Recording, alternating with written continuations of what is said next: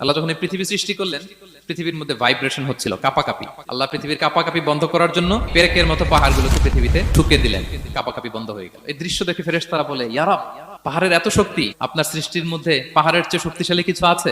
আল্লাহ বললেন আছে। সেটা কি? আল্লাহ বললেন সেটা লোহা, কারণ লোহা দিয়ে পাহাড় কাটা যায়, ঠিক কিনা? লোহার কথা শুনে ফেরেশতারা অবাক। ফেরেশতারা প্রশ্ন, তাহলে আপনার সৃষ্টির মধ্যে লোহার চেয়ে শক্তিশালী কিছু আছে? আল্লাহ বললেন আছে। কি সেটা? আন্নার, আগুন। কারণ আগুন লোহাকে কি করে? গলিয়ে ফেলে। ফেরেশতারা শুধু অবাকই হচ্ছে। ফেরেশতারা বলে, আগুনের চেয়ে শক্তিশালী কিছু আছে? আল্লাহ বলে আছে, আলমা, পানি। কারণ আগুনে দাউ দাউ করে জ্বলে ওঠা আগুনের মধ্যে পানি দিলে আগুন অস্তিত্ব হারায়।